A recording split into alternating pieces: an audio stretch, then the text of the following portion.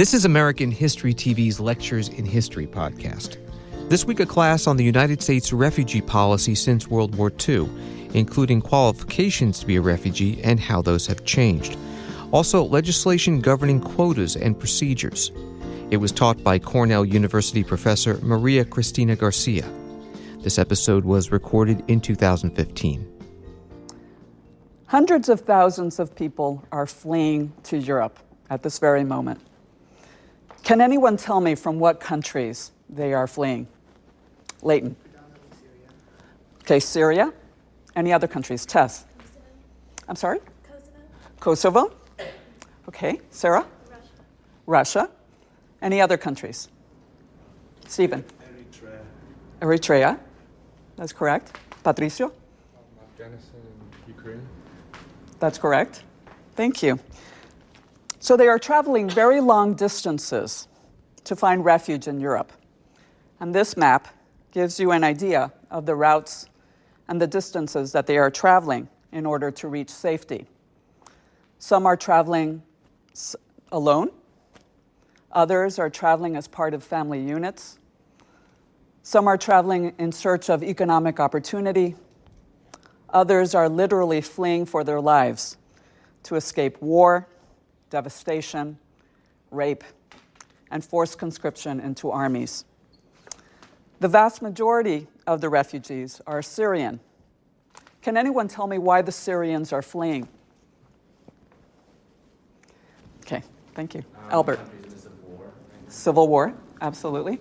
Would anyone else like to talk? Okay, thank you. Meredith?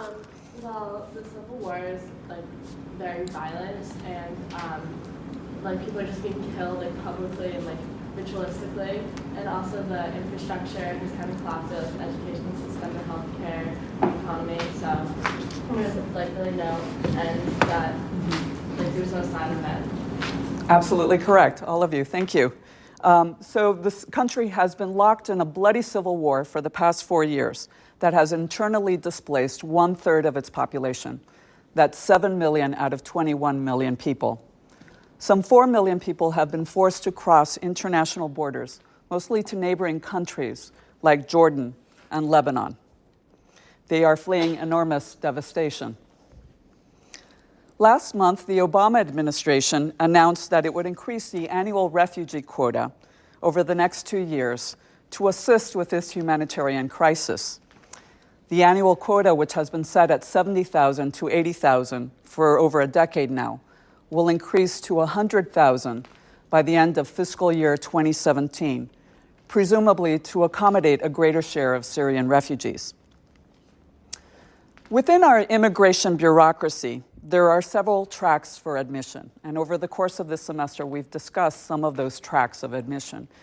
Today, we are going to discuss 2 additional tracks, the refugee and asylum tracks. As you know from your class readings, Americans have used the word refugee throughout the 19th and 20th centuries to describe a wide range of migration experiences. During the mid-19th century, for example, Americans referred to the Germans fleeing the 1848 revolution in Europe as refugees.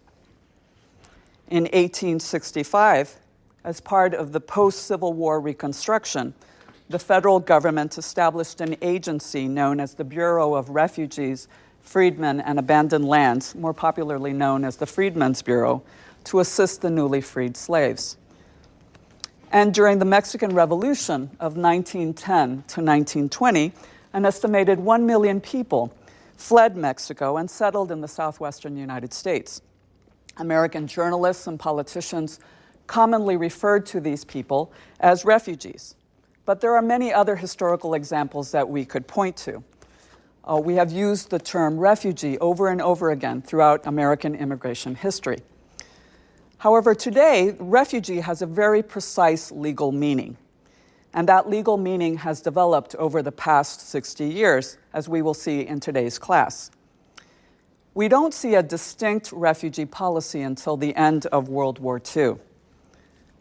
2 congressional acts are generally considered the origins of American refugee policy, the 1948 Displaced Persons Act and the 1953 Refugee Relief Act. Under these two programs, the federal government allowed roughly 600,000 Europeans to immigrate to the United States over and beyond the established immigration quotas because it was deemed in the national interest.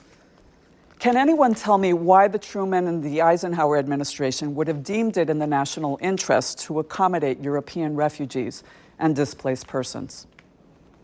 Anyone want to venture a guess? Okay, Sarah. Like the Cold War and trying to be like the better nation against the Soviet Union. Right. So we are already locked in a Cold War with the Soviet Union. We're battling for the hearts and minds of the developing world. This is a way of signaling to the rest of the world our humanitarian commitment. Any other reasons why Truman and Eisenhower test? I think because also they wanted European stability. That was in the interest of the U.S. economically. Absolutely. They wanted European stability. They wanted to assist in Europe's post-war economic recovery. Any other reasons that you can think of? Well, these are all very good answers. At the end of the war, there were an estimated 10 million people left homeless, and in some cases stateless, just in Europe alone. Truman wanted to accommodate a greater share of the displaced persons in order to assist Europe's post-war recovery, as Tess pointed out. Financial aid to the war-torn nations was not enough, he said. The United States had a moral obligation to accept a number of the displaced persons in Europe. And yet Congress resisted. Even after Americans became more fully aware of the horrors of the Nazi death camps, Congress resisted. Can anyone venture a guess or tell me why Congress would have been so resistant at this time to accommodating displaced persons and refugees?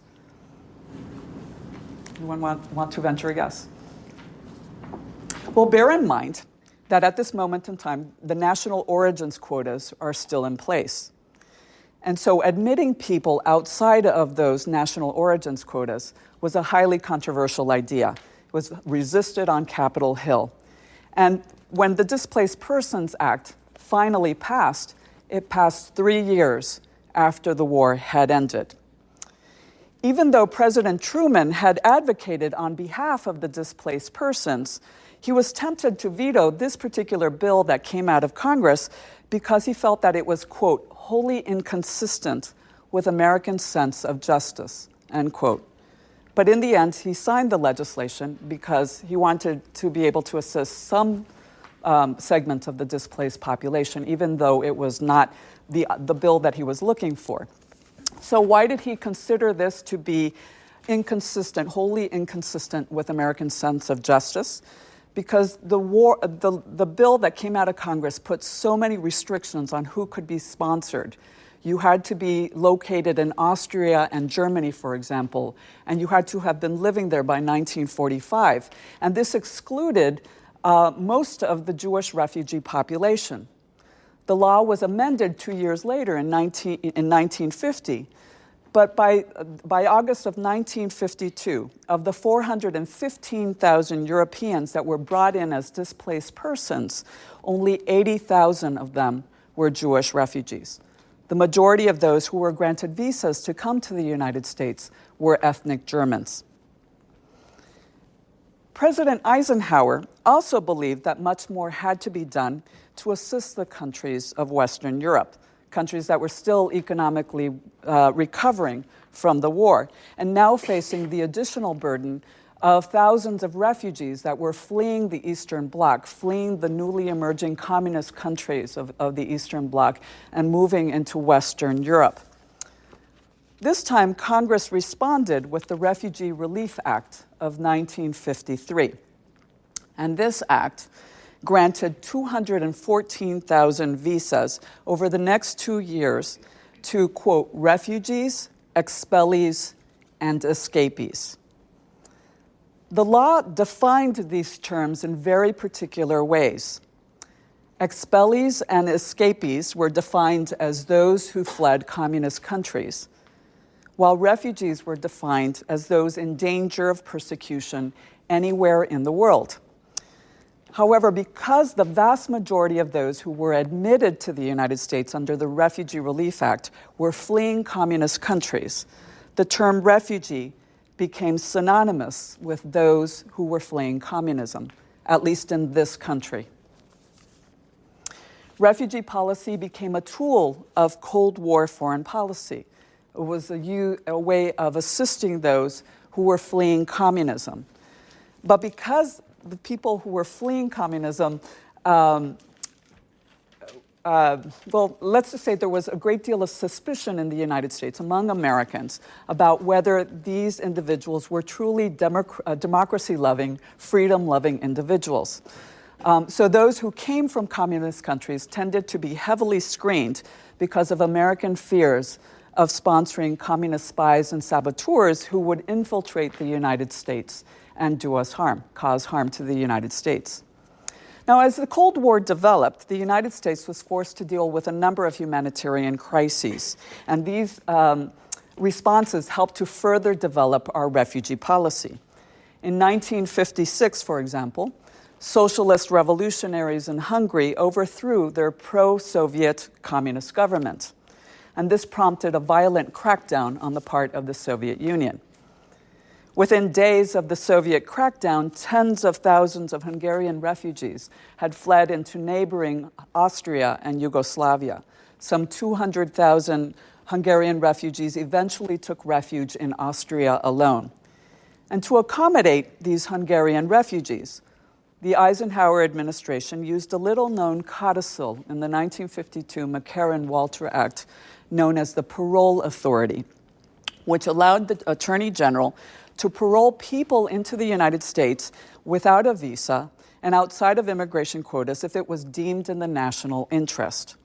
The immigrant parolees could stay in the United States, but they could not become permanent residents or citizens unless Congress passed legislation that helped them normalize their status. Eisenhower used this parole authority to admit some 32,000 Hungarian refugees into the United States, just from Austria. And an additional 6,000 refugees were brought in under a variety of other visas. But because Americans were concerned with sponsoring communist spies and saboteurs, the U.S. refugees were brought to Camp Kilmer, an old Army base in New Jersey, where they were screened, interviewed, housed temporarily before they were released to their assigned American sponsor families. And on this photograph that you see here on the screen, we see Vice President Richard Nixon meeting with Hungarian refugee children around Christmas time. The next humanitarian crisis came in Cuba. In 1959, Fidel Castro and his July 26 movement overthrew the government of Fulgencio Batista. And between 1959 and 1973, roughly 500,000 Cubans were admitted to the United States, the majority of them through the so-called freedom flights of the mid to late 1960s. In fact, today, this very day, December 1st, marks the 50th anniversary of the first freedom flight from Havana to Miami International Airport. The Kennedy administration created the Cuban Refugee Program to screen the refugees, to find sponsors for them, and to help them retool for life in the United States. By the time the Cuban Refugee Program was phased out in the mid-1970s, the federal government had invested some $900 million into Cuban refugee relief. Now, as I mentioned earlier, those paroled into the United States could not become permanent residents or citizens unless Congress passed enabling legislation that allowed them to normalize their status. And this is what Congress did. Congress passed the Hungarian Relief Act of 1958 and the 1966 Cuban Adjustment Act, which allowed Hungarians and Cubans to become permanent residents of the United States after living just 2 years in the United States. So we begin to see the origins of a distinct refugee policy taking place in the 1950s and 1960s. Now, members of Congress became increasingly concerned that the White House was using the parole authority much too much as a backdoor to bring in people into the United States outside of the established immigration quotas. So consequently, when Congress passed the Hart-Celler Act of 1965, which we discussed a couple of weeks ago, they inserted a quota of 10,000 refugees per year. And once again, refugee was defined as someone who fled a communist-dominated, or communist-occupied country. So we see that further association of the word refugee with someone who is fleeing communism. This association of refugee with anti-communism continued through the 1970s. Those admitted under the Hart-Celler refugee quota, almost all of them came from communist countries. And the executive branch continued to parole anti-communists outside of immigration quotas. And after the fall of Saigon in 1975, some 130,000 refugees were admitted from Vietnam, Cambodia, and Laos. And Congress passed the Indochina Migration and Refugee Assistance Act to provide resettlement assistance to those 130,000 refugees. Now, the decision to admit refugees was always contested. Throughout the 1950s, the 1960s, and the 1970s, public opinion polls showed that Americans were generally sympathetic to those who were fleeing communism. But they didn't necessarily want them to come here. They didn't want them to come to the United States. They wanted them to go someplace else. Back in 1956, for example, the Eisenhower administration had to enlist the assistance of public relations firms from Madison Avenue to help them sell the idea of Hungarian refugees to a reluctant American population. And these public relations firms worked with specific journalists who published story after story in news magazines like Time, Newsweek, and Life, portraying the Hungarians as hardworking, freedom-loving people. The photograph that I showed earlier of Vice President Richard Nixon meeting with the Hungarian refugee children was part of that PR campaign to sell the idea of Hungarian refugees to a reluctant American population. But many Americans were still not convinced. And 20 years later, Americans were even more resistant to accommodating Southeast Asians, who they viewed as too culturally different to be properly assimilated to the United States. The pain of the Vietnam War also probably had a great deal to do with that reluctance to sponsor Southeast Asian refugees. Despite the news of squalid refugee camps in Thailand, and despite the news that hundreds of people were dying at sea to reach safety somewhere in the world, public opinion polls tell us that less than 1/3 of Americans were in favor of sponsoring Vietnamese or other Southeast Asian refugees on American soil. But despite this public opposition, the White House always took the lead on refugee policy. They favored refugee admissions for humanitarian reasons, but also as a tool of Cold War foreign policy. Refugees served an important symbolic function during the Cold War. They demonstrated the desirability of democracy over totalitarianism, and they demonstrated the desirability of capitalism over communism.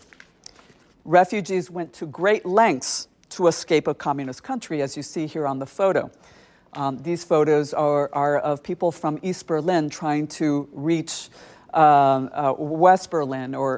So as you see in these photos, some refugees went to extraordinary lengths. They built underground tunnels. They jumped over fences and walls. In some cases, they built hot air balloons to fly them across international borders.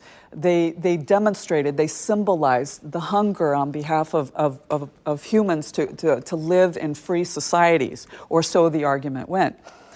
Refugees were also the highly skilled of their societies, or in many cases, they were the highly skilled of their societies. And in some cases, they brought important intelligence that informed our military policies overseas. Refugee scientists like Albert Einstein,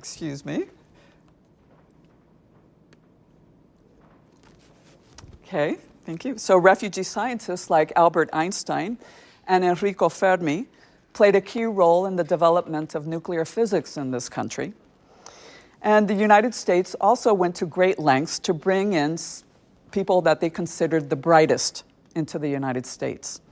And as we discussed a couple of weeks ago, the Secretary of State even expunged the Nazi records of people like Wernher von Braun and some of his fellow Nazi scientists so that they could work in U.S. intelligence.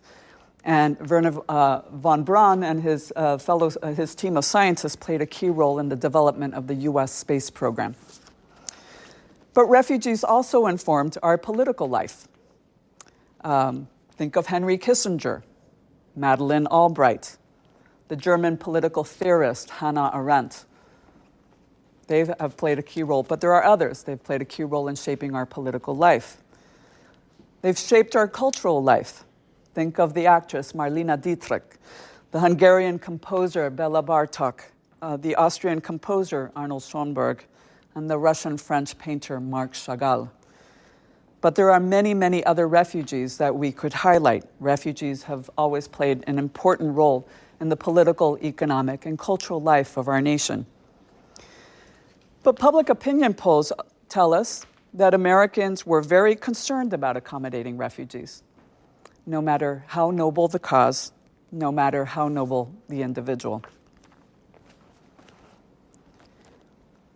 In 1980, Congress passed the Refugee Act in response to what they perceived to be the continuing misuse of the parole authority on the part of the executive branch in service of Cold War foreign policy.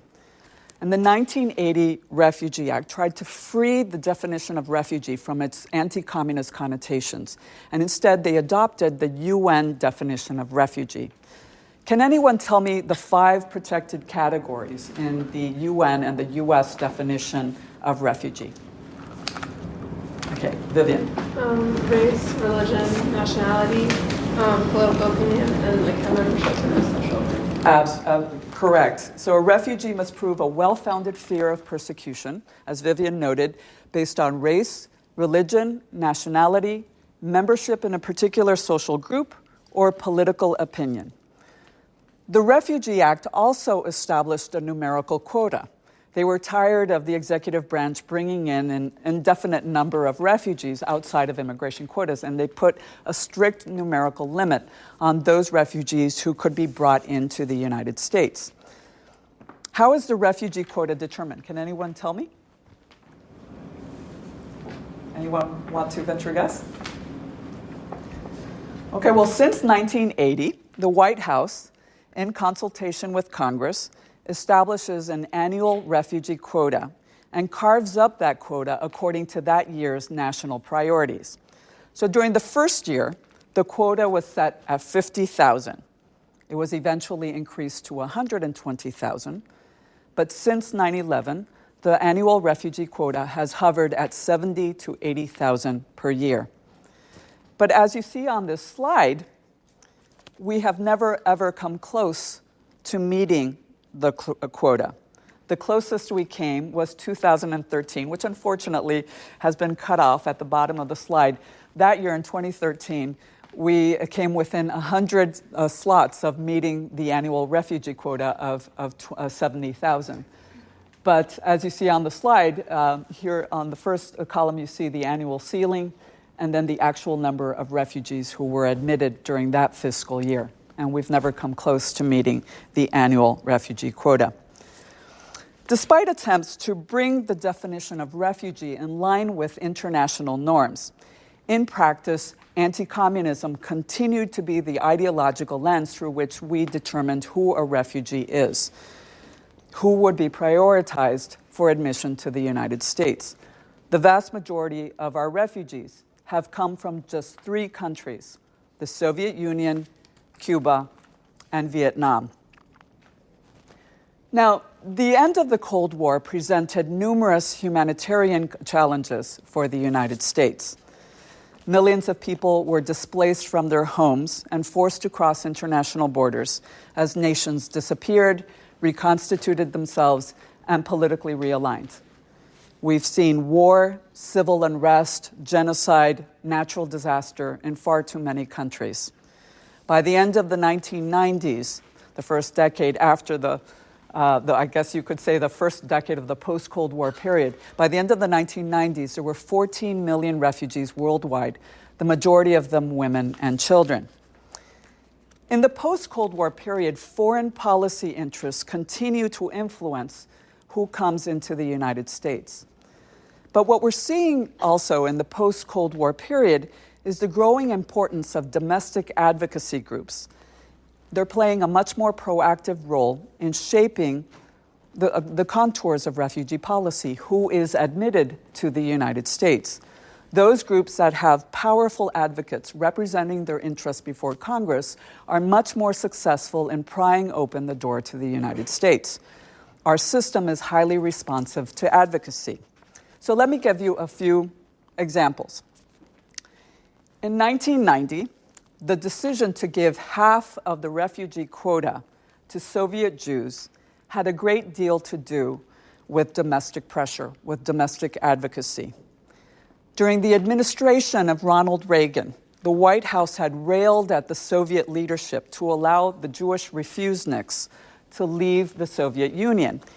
They even made future trade with the United States contingent on improvements in Soviet immigration policy. Now, the term refusenik was highly used during this period in the United States and Europe to refer to Jews who had been consistently denied the right to emigrate by the Soviet Union. But when Mikhail Gorbachev came to power and instituted his policies of greater openness, known as perestroika and glasnost, Jews were finally allowed to emigrate in greater and greater numbers. However, as Soviet policy became more liberalized, their chances for coming to the United States became more restricted because the Immigration and Naturalization Service, the INS, now argued that the Jews could no longer claim persecution because the Soviet Union was easing up on its restrictions of the Jewish population. So the reasons why they wanted to emigrate were slowly starting to evaporate. And it was American Jewish groups who passionately advocated on behalf of the Soviet refuseniks. And it was these groups that reminded the Bush and the Clinton administrations of their obligation to accept those who had once been at the center of foreign policy negotiations. And it was this passionate advocacy on the part of American Jewish groups that facilitated the entrance of over 358,000 former Soviets, most of them Jews, from 1990 to 1998. But here are some other examples. Following the 1989 Tiananmen Square massacre, Congress worked hard to pass legislation to allow Chinese students studying in the United States to remain here. Many Chinese students were afraid to return home because they had been vocal supporters of the student protesters at Tiananmen. And now they were afraid to go home and perhaps face retaliation on the part of the government. President George Herbert Walker Bush objected to these congressional initiatives, in large part because he feared that it might strain diplomatic relations with Beijing. But in the end, his administration bowed to domestic and congressional pressure, and the Emergency Chinese Immigration Relief Act allowed some 80,000 Chinese students and faculty to remain in the United States and become permanent residents and citizens. Here's another example of the importance of advocacy.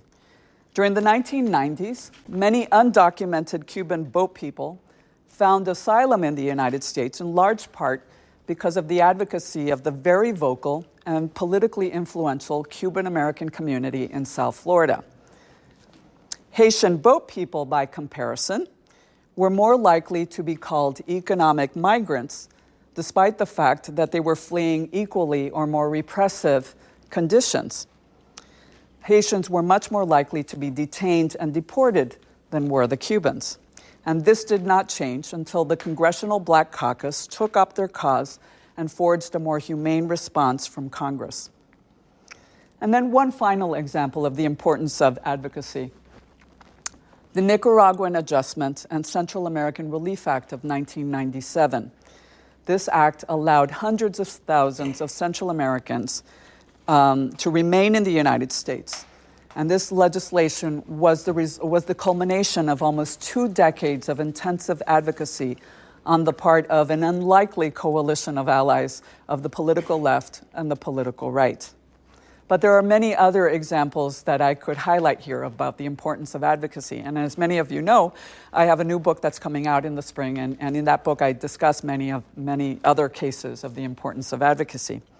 So advocacy has been key in the post-Cold War period. Advocacy has been very important in shaping the contours of our refugee and asylum policy. But here are 3 other factors that have affected policy in the post-Cold War era. The first is the growing number of asylum seekers. So who can tell me the difference between a refugee and an asylee, or an asylum seeker? Kristen. So an asylum seeker is essentially a refugee that's already made it to their final destination country and is asking essentially to receive sanctuary there, whereas a refugee is asking from a different country that's not their own. Absolutely correct. Much has to do with where you're asking for protection. A refugee is identified abroad for resettlement in the United States.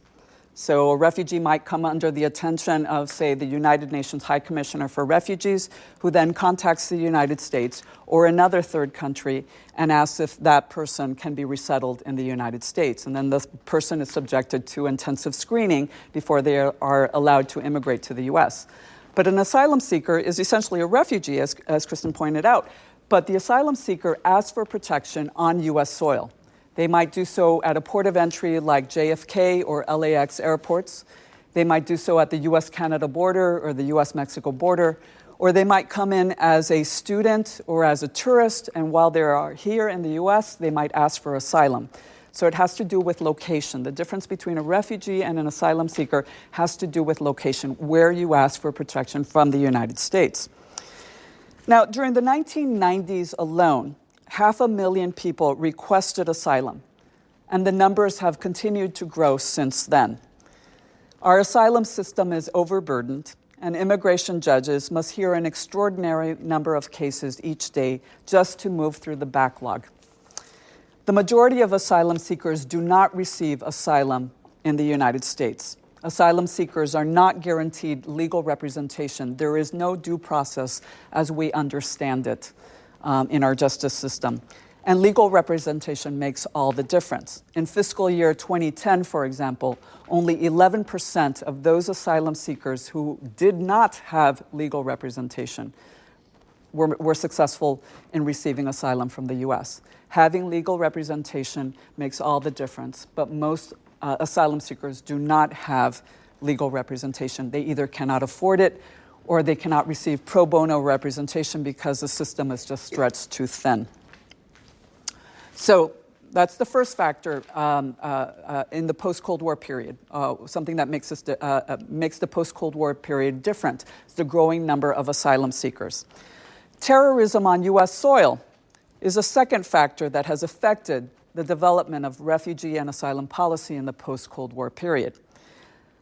As a result of terrorism on U.S. soil, the 1993 World Trade Center bombing, and then, of course, 9/11, as a result of that, our immigration bureaucracy was completely revamped. And today's refugees are the most vetted in U.S. history to prevent would-be terrorists from entering the United States and causing us harm.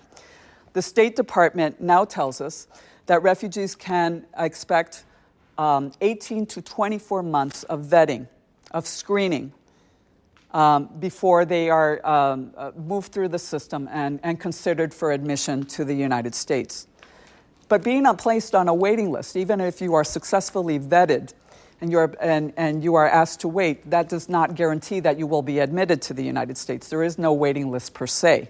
Even Iraqi and Afghan translators and other service personnel who have already been vetted to work with U.S. armed forces in the Middle East, even they are not guaranteed admission to the United States.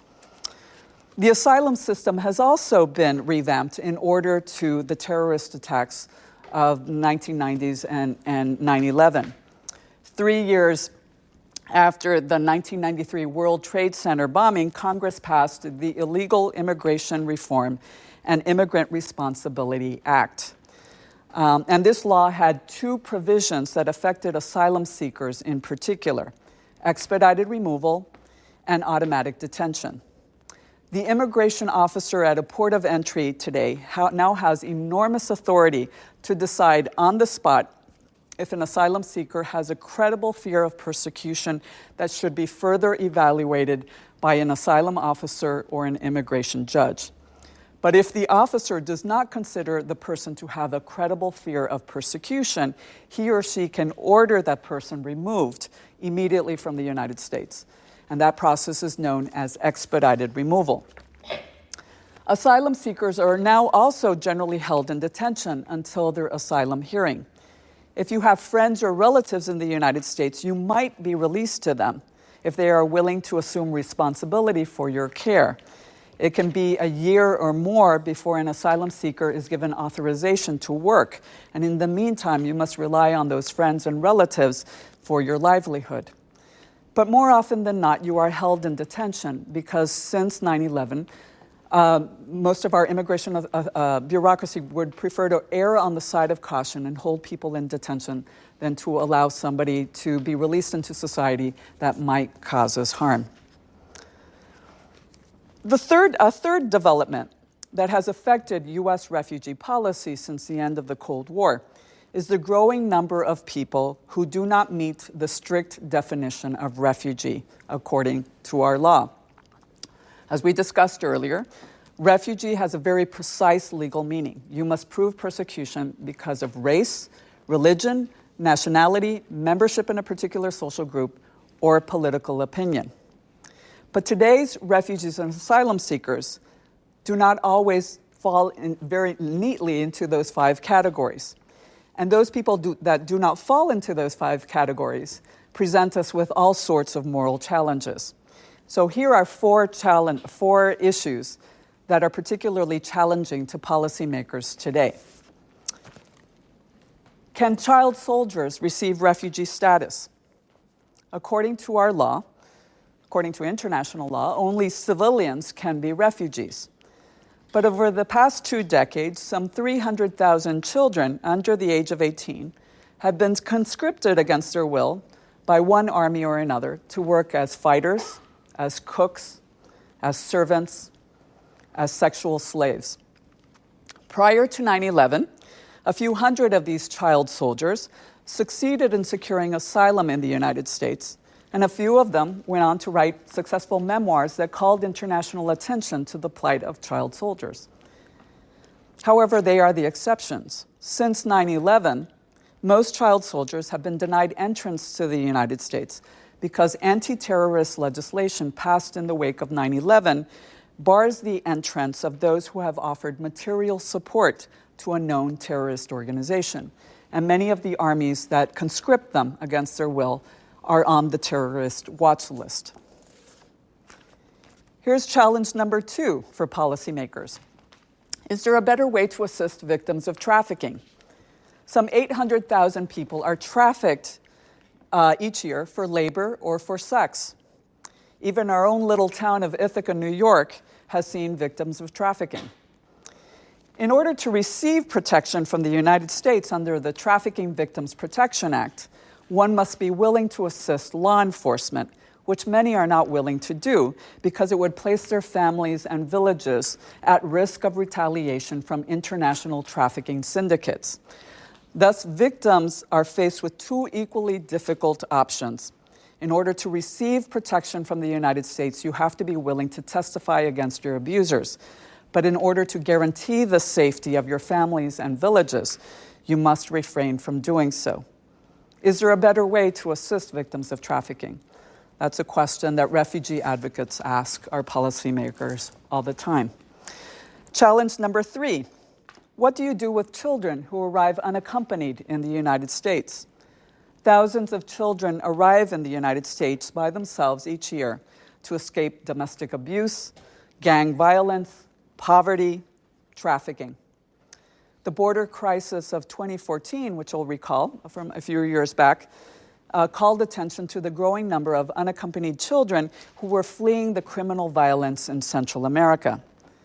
But fleeing criminal violence in itself is not a legal ground for asylum. It doesn't guarantee that you will receive asylum. Those who do not have family here in the United States are quietly returned to their countries of origin. But refugee advocates ask, is it moral to return children to dangerous conditions if their safety cannot be guaranteed? Might there be another option? And then finally, a fourth challenge that confronts our policymakers today. Are victims of environmental disaster entitled to some type of protection? According to the United Nations and the International Organization for Migration, climate change-related migration could reach as high as 200 million by the year 2050. That's not too far into the future. Fleeing natural disaster in itself is not grounds for receiving asylum or refugee status. There is another option for victims of climate change. The 1990 Immigration Act, for example, created a status known as TPS, Temporary Protected Status. If you were already in the United States, say as a tourist or as a student, and war breaks out in your country, or there's some kind of environmental disaster that prevents you from returning home safely, you might be eligible for TPS, for Temporary Protected Status. And the recipients of Temporary Protected Status are authorized to remain and work here until the State Department ascertains that conditions in your country have improved sufficiently in order to guarantee a safe return. And at present, nationals from 12 different countries are potentially eligible for temporary protected status. However, these individuals occupy a liminal space in our society. They are allowed to live and work here temporarily, but they're denied the chance to adjust their status to permanent resident or citizen, except in a few exceptions, a few circumstances. So there are thousands of Salvadorans and Nicaraguans and Hondurans who have held temporary status for over a decade without the chance of normalizing their status. They have raised their families here, they have paid payroll taxes, they have invested in their host societies, but they don't have a chance to become full members of American society. And our legislators, at some point or another, will have to decide whether long-term residents under TPS should be afforded the opportunity to become full citizens. And as you can imagine, this proposition is sure to elicit a very heated debate in the halls of Congress. So these are just four of the many challenges that our policymakers are confronting at this very moment. The UNHCR, the United Nations High Commissioner for Refugees, this past year announced that at present, at this moment, right now, there are some 60 million refugees and displaced persons worldwide. That's 60 million, up from 14 million at the end of the 1990s. The U.S. is among the 10 countries that carry out resettlement programs with the United Nations. However, let me end with this sobering note. As generous as our policy is and has been, and I and my family are beneficiaries of that generosity when we immigrated from Cuba, the number of refugees and asylees that the United States admits each year are just a drop in the bucket. Fewer than 1% of refugees worldwide are ever resettled to third countries like the United States. It's the countries that border areas of political conflict that have always borne the real burden of accommodating refugees. Refugee camps like Zaatari in Jordan, which you see here on the screen, have become the size of cities, with the exception that the residents, the people who live there, do not have the chance to practice their professions, to run businesses, to own property, to move about freely, to choose where they're going to live. Educational opportunities are largely absent. The things that we take for granted in our day-to-day lives here are denied people who live in refugee camps. And around the world, there are refugees who have lived in these circumstances for over a decade. They have raised their families in these conditions. It's all their children know. But most of us, geographically removed from places like Zatari and suffering from what Senator Alan Simpson once called compassion fatigue, we're generally ignorant of their plight. So thank you for your attention. I'm eager to hear your questions. So do you have any questions about any of the material I've covered thus far or anything else that's on your mind? No? Tess, thank you. The picture of the people walking through the water, what was that from? Yeah, that was in I forget which country in Central Africa, but it was one of the areas that was hard hit by by flooding. Because there are so many people around the world who are affected by typhoons, by hurricanes, by flooding, by earthquakes, by mudslides, and they're becoming increasingly common, as you know. And so, as we talked about a couple of weeks ago, many of the individuals who we consider to be political refugees today, in some ways they are also environmental refugees, because when there is a natural disaster like an earthquake or a typhoon or a hurricane, it disrupts livelihoods. And people are then forced to either move internally within their country or cross international borders. And when they move, they put pressures on the population where they have settled. And that oftentimes leads to sectarian violence, to political conflict, and then before you know it, you have a war or some other type of civil unrest. So many individuals today that we call political refugees moved in the first place because of environmental dislocation. So it's becoming increasingly hard to tease out the environmental refugees from the political refugees. Okay. Thank you, Tess. Any other questions? Stephen. I wanted to ask about especially the Syrian crisis. Mm-hmm. So I wanted to know what is the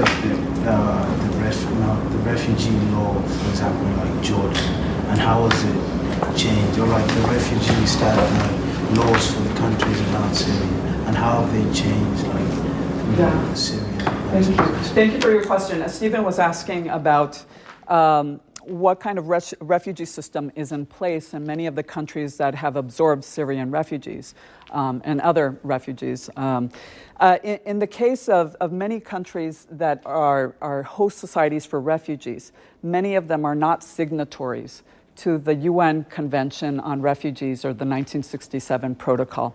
So many of it's somewhat startling. Here are these countries that never signed this UN Convention on Refugees, where they committed themselves to accept refugees. They've never signed those conventions, and yet they have been forced because of circumstance to accommodate a number of refugees. And Jordan, in Lebanon right now, 1/4 of the population of Lebanon are Syrian refugees. Jordan has also accommodated tens of thousands of Syrian refugees, and they've done so working with the United Nations High Commissioner for Refugees to create these camps.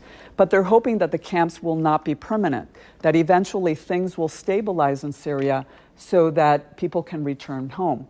Because it is the goal of the UNHCR and the International Organization for Migration and most of the international community that refugees not be permanent residents, in a society. The goal is to house them temporarily until conditions stabilize and they can return home.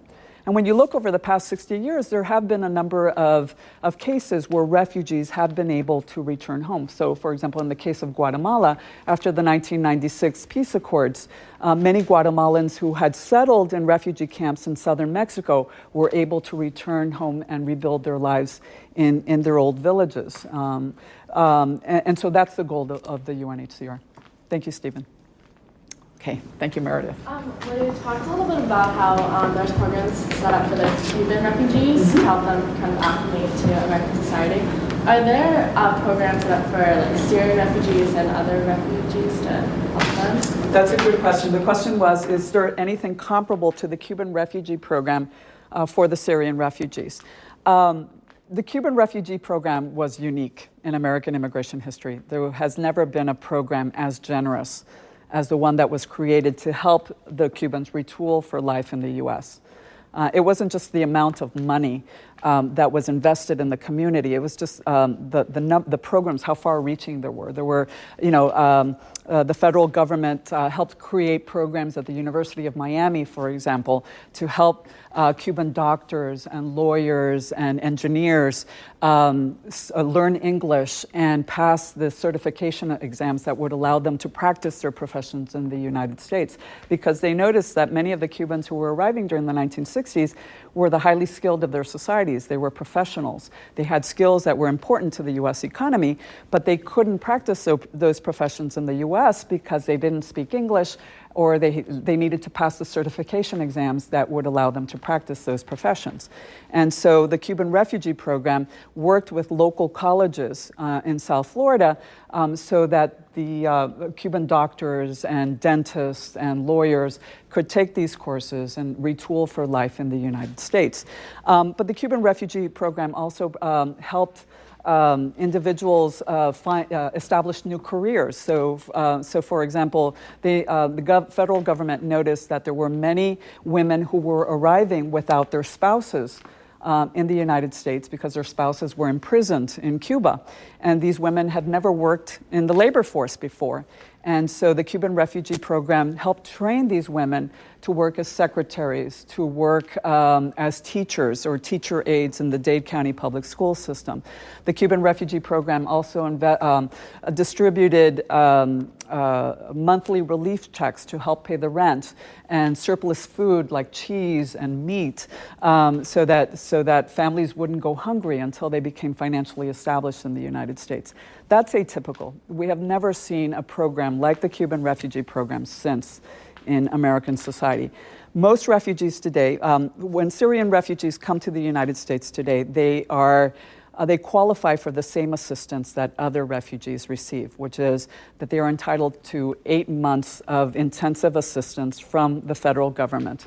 And so the federal government works with a number of relief agencies across the United States, like Catholic charities, like the Hebrew Immigrant Aid Society, HIAS, the Lutheran Relief Services, and these agencies help place refugees around the country.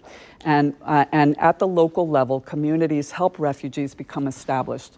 But that assistance only lasts for about 8 months. After that, the goal is that you will have found employment and that you will be on the way to becoming fully integrated into U.S. society. Thank you.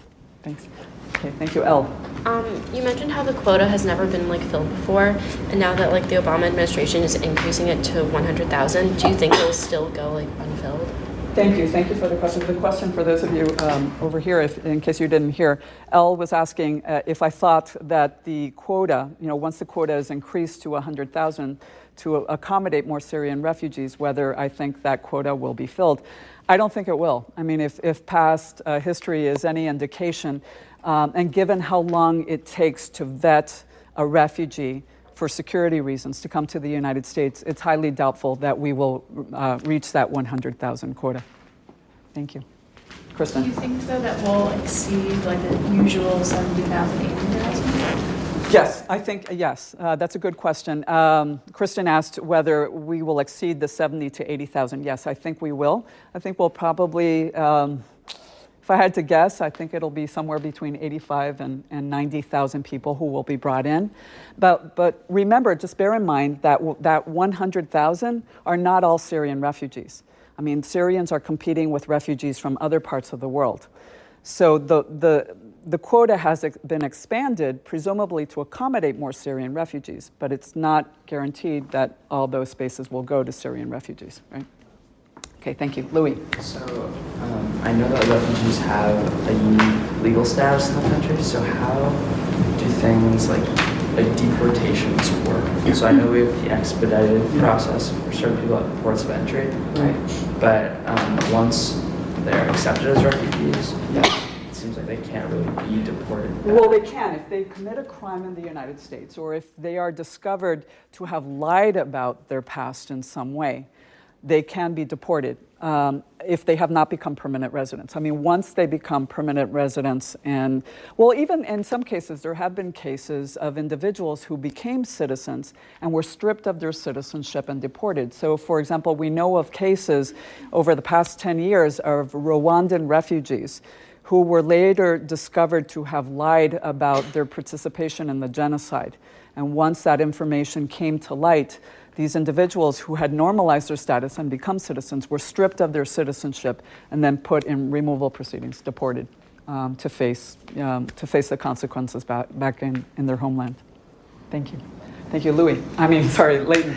There's been lots of talk that the screening process for refugees isn't strict enough and that it would allow a lot of terrorists through, and I was wondering if you could say something. Okay, the question is if I could comment on the screening process for refugees and whether it will allow would-be terrorists to enter the United States. Now, no screening process is 100% fail-proof. I mean, there's just no way to guarantee safety. There's just no way. However, I think it's less likely that a would-be terrorist will enter through the refugee track. If you've been reading the news, many individuals who are opposed to to bringing in more Syrian refugees always highlight the example of the Tsarnaev brothers. But the Tsarnaev brothers were not refugees. They came with their families. They came as children with their parents, as tourists to the United States. And once they were on U.S. soil, they asked for asylum, and they were vetted. And they established roots here in the U.S. But there was no way to predict that these young men who immigrated as children would become radicalized on American soil and cause us harm. But they did not come in as refugees. They did not come in through the refugee track. I think it's less likely for a would-be terrorist to enter through the refugee track than, say, through the tourist track. Right? Thank you for the question. Any other questions?